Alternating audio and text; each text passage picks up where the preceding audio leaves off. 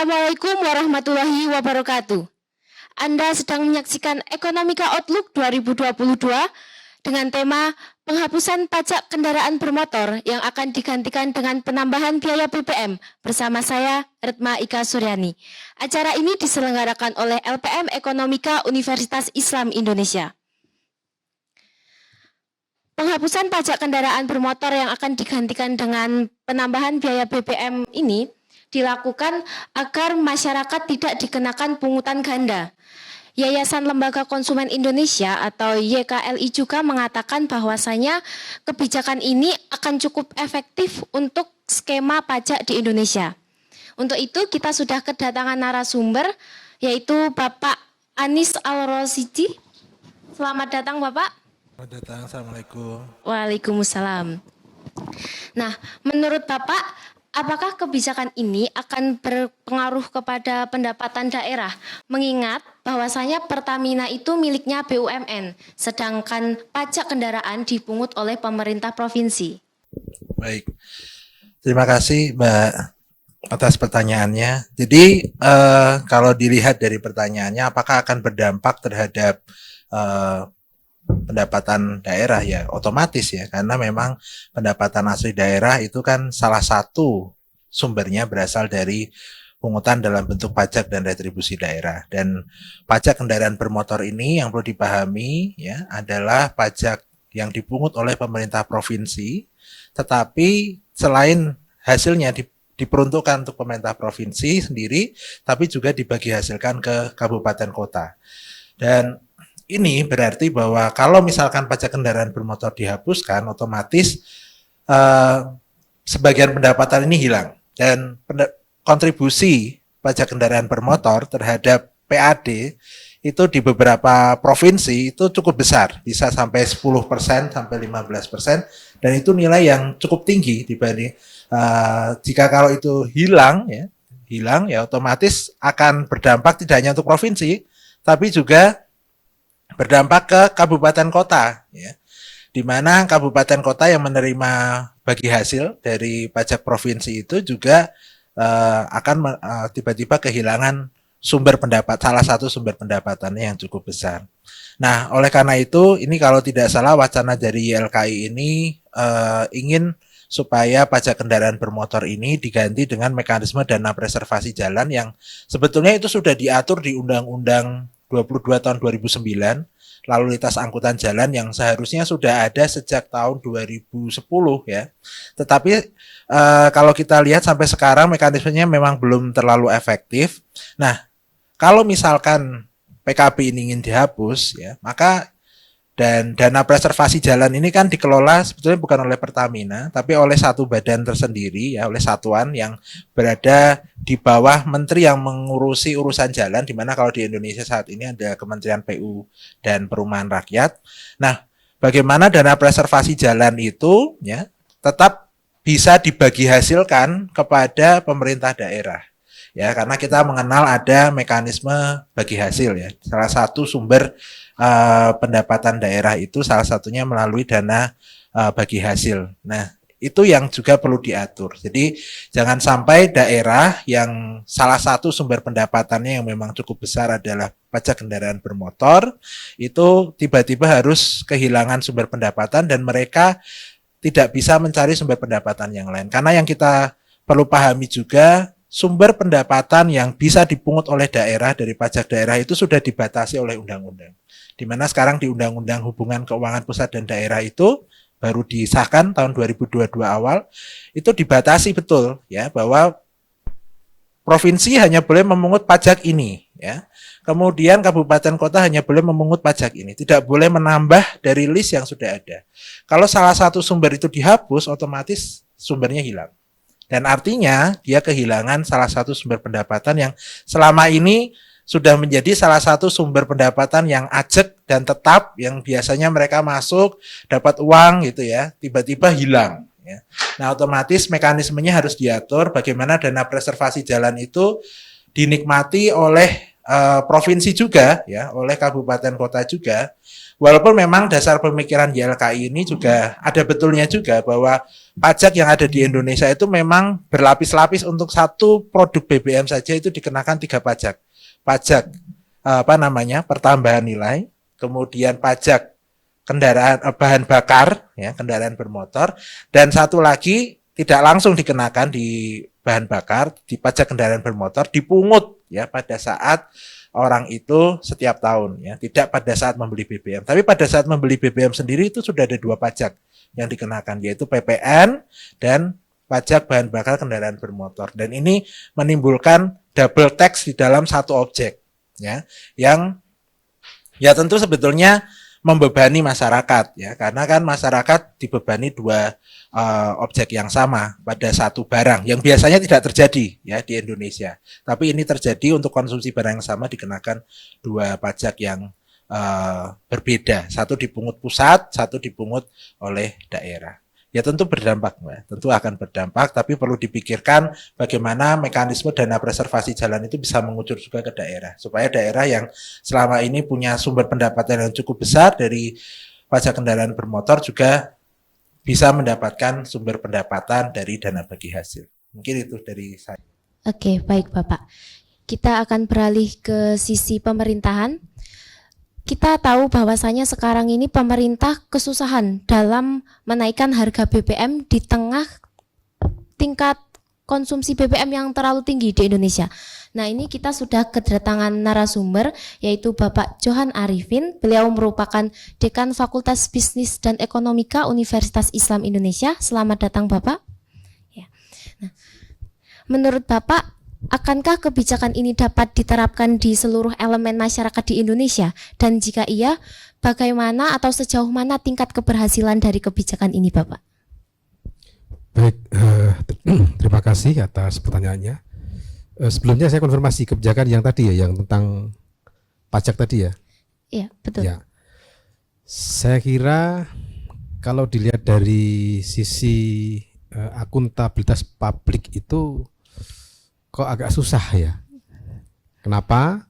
Karena nanti ini kan tidak tahu siapa yang kalau seandainya pajak itu dialihkan ke biaya tambahan ketika kita membeli BBM, siapa pembayarnya, siapa yang mengkonsumsi kan nggak bisa. Beda dengan ketika pajak ya jelas ya. Oh, si A punya kekayaan sekian, berarti pajaknya ya sekian. Si B sekian, si C sekian. Oh, ini kurang mampu, sehingga bisa dibuat kebijakan ya dibuat yang pas begitu ya. Kalau ini gimana? Artinya nanti bagaimana ketika kita bicara masalah akuntabilitas publik tadi? Siapa yang akan menjadi penyumbang terbesar? Berarti yang mengkonsumsi bensin yang paling banyak. Ya, betul. Ya kan? Dari siapa ya? Kita nggak tahu. Ya, bagaimana nanti suatu saat ketika kita akan membuat policy atau kebijakan ini supaya yang lemah dibantu yang kuat, yang lemah bebannya sedikit, yang kuat bebannya banyak. Susah ini kalau seperti ini. Dan saya kira ini perlu dikaji oleh lembaga yang berwenang, ya siapapun ya lembaganya, itu supaya pola pikir menghapus pajak kendaraan bermotor diganti dengan biaya tambahan BBM tadi. Ya itu dipikirkan lebih masak gitu ya, terutama terkait dengan teknis nanti. Itu juga susah nanti teknisnya. Nah itu saya kira seperti itu Mbak. Prediksi saya adalah susah ya. Karena ini menyangkut orang banyak. Sekarang pajak ketika ada perubahan sedikit gitu aja sudah rame kan.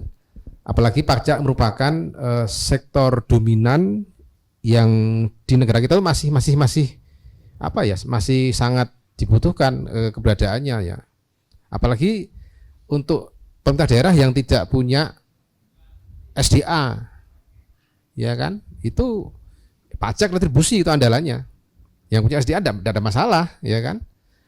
Nah itu sehingga tadi menurut saya usulan tadi itu kan baru usulan ya dari YLKI ya, tadi kalau nggak salah tadi itu perlu dikaji ulang, kemudian ya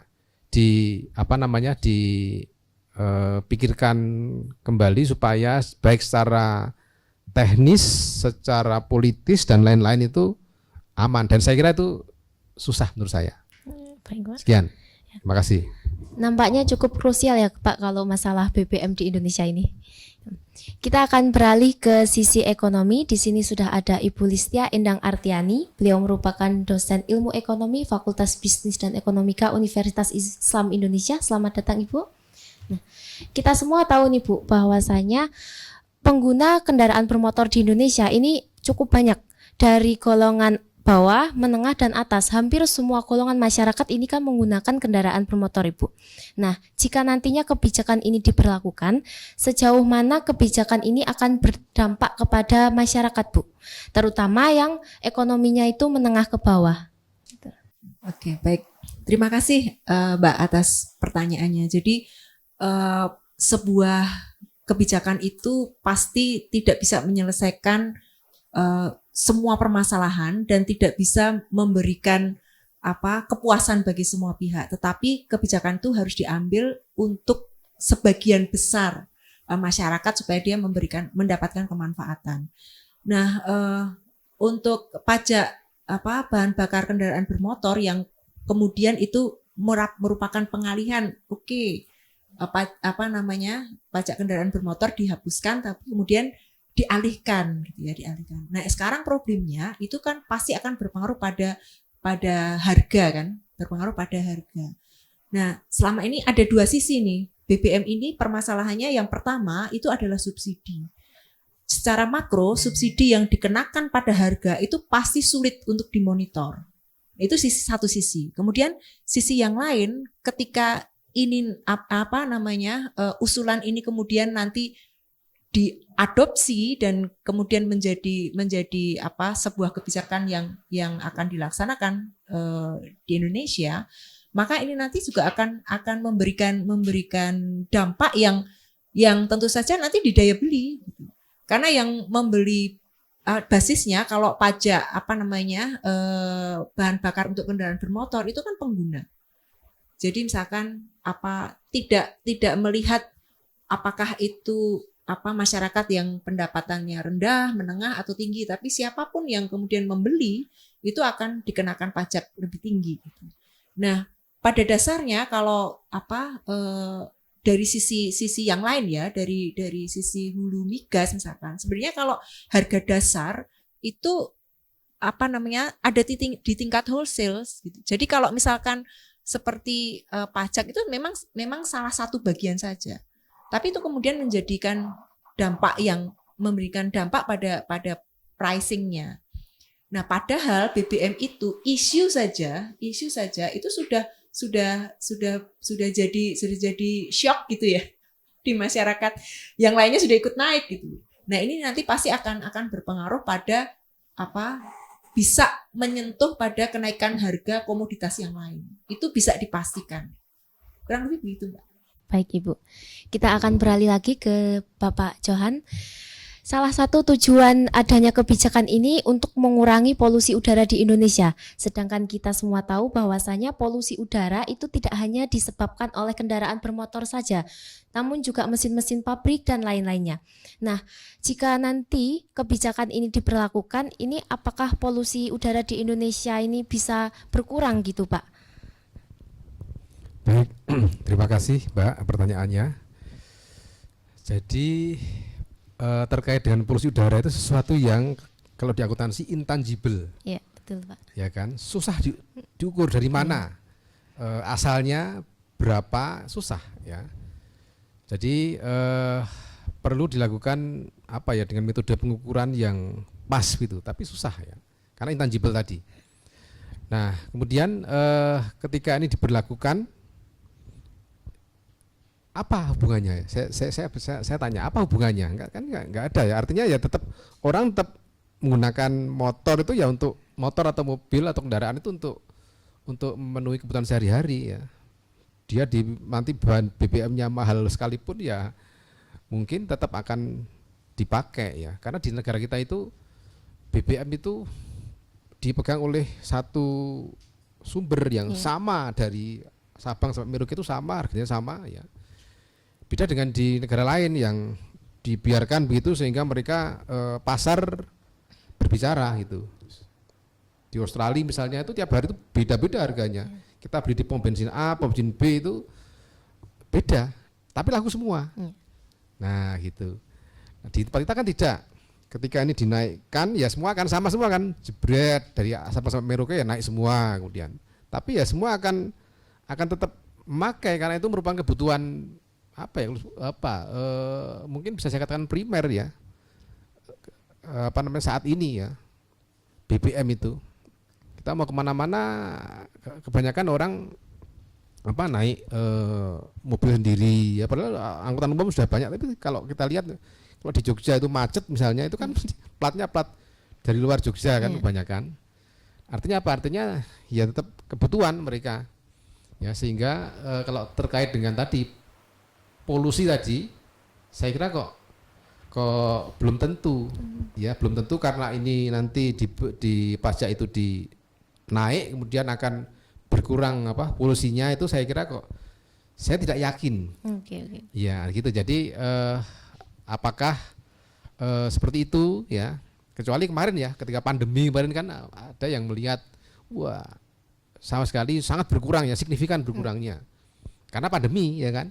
Kalau ini karena dibebani pajak sehingga BBM-nya naik ya, kemudian nanti akan orang tidak pakai motor gitu atau pakai kendaraan, saya nggak kurang yakin saya. Ya saya nggak begitu yakin. Kira-kira seperti itu Mbak. Terima kasih. Baik, kita akan beralih ke Ibu Listia. Nah, jika nanti kebijakan ini diterapkan Bu, ini apakah biaya tambahan BBM di masing-masing daerah akan sama Bu? Mengingat untuk saat ini saja harga BBM di masing-masing wilayah Indonesia itu berbeda-beda Bu. Ini didasarkan pada pendapatan per kapita masing-masing wilayahnya tersebut Bu. Baik, terima kasih Mbak. Jadi ini satu hal yang seperti tadi Pak Johan dan Pak Anies sampaikan bahwa memerlukan studi yang jeli begitu ya. Nah, sebenarnya kalau misalkan kita melihat prinsip ya dari pajak kendaraan bermotor, kemudian yang berkaitan dengan PBBKB itu kan pajak provinsi. Nah, oleh karena itu karena PBBKB ini adalah komponen dari pembentuk harga, maka apakah kemudian kalau kebijakan ini oke dilaksanakan, apakah kemudian provinsi mempunyai keleluasaan untuk membuat kebijakan sendiri? Nah, ini yang mungkin menjadi pertanyaan besar. Nah, kemudian kalaupun iya, maka provinsi itu harus mengutamakan daya beli. Jadi masyarakat harus jadi goalnya gitu ya. Jadi mereka yang lihatnya adalah masalah daya beli mereka. Nah, seandainya itu bisa dilakukan oleh masing-masing provinsi, maka gambaran saya adalah mereka harus memilih tarif yang terendah. Jadi karena kan maksimal 10% misalkan gitu ya, mereka memberikan tambahan untuk biaya untuk pajak ya PBBKB ini ya yang terendah. Karena tetap bahwa meskipun ini kebijakan masing-masing provinsi, maka pemerintah provinsi harus fokusnya adalah daya beli masyarakat. Saya kira itu. Terima kasih. Oke, baik. Untuk mengakhiri diskusi kita pada sore hari ini, kita akan kembali lagi ke sisi pajak bersama Bapak Anies. Menurut Bapak, jika memang kebijakan ini akan diberlakukan, bagaimana sistematika penerapan dari kebijakan tersebut gitu Pak, agar kebijakan ini nantinya bisa berpengaruh positif terhadap masyarakat? Baik, terima kasih. Tadi seperti yang disampaikan oleh Bu Listia dan Pak Johan, bahwa ini kebijakan ini perlu pencermatan yang jeli, ya. Artinya jangan sampai justru mengakibatkan misalkan daya beli turun dan sebagainya. Dan itu yang pertama. Yang kedua adalah bagaimana menjamin sumber pendapatan bagi pemerintah provinsi dan pemerintah kabupaten kota yang memiliki sumber pendapatan itu pilihannya terbatas sekali. Jadi mereka sangat dibatasi memungut pajaknya apa, berapa besarannya dan sebagainya. Oleh karena itu apabila mekanismenya adalah dikelola dalam bentuk dana preservasi jalan yang pengelolaannya ada di pemerintah pusat, mekanisme yang harus dilakukan antaranya adalah pembagi hasilan ke provinsi dan kabupaten kota itu harus dilakukan secara adil, ya, harus dilakukan secara adil untuk menjamin bahwa yang pertama, provinsi, kabupaten kota punya sumber pendapatan. Yang kedua, masyarakat juga menerima manfaat. Ya, menerima manfaat tidak hanya dalam bentuk preservasi jalan, ya, tetapi juga dalam bentuk yang lainnya. Karena kalau pajak kendaraan bermotor dikelola oleh pemerintah provinsi, itu penggunaannya tidak hanya untuk preservasi jalan, tapi juga untuk kegiatan-kegiatan yang lain, termasuk diantaranya bangun SMA, yang juga kan pendidikan menengah itu tanggung jawabnya pemerintah provinsi. Jadi kebermanfaatan itu juga harus menjadi salah satu variabel yang diperhatikan. Tidak hanya kemudian kita melihat dana preservasi jalan untuk memperbaiki jalan, mengurangi polusi, tapi juga selain itu juga kebermanfaatan untuk masyarakat juga perlu diperhatikan. Mungkin itu. Baik. Tampaknya kebijakan ini menjadi suatu rencana yang cukup serius sehingga dibutuhkan kajian yang lebih dalam agar nantinya dapat memberikan dampak yang positif bagi masyarakat. Seperti itu ya Bapak Ibu. Oke. Baiklah, sampailah kita kepada penghujung acara kali ini. Terima kasih kepada Bapak Ibu yang telah berkenan hadir ke sini. Saya selaku moderator kurang lebihnya mohon maaf. Wassalamualaikum warahmatullahi wabarakatuh.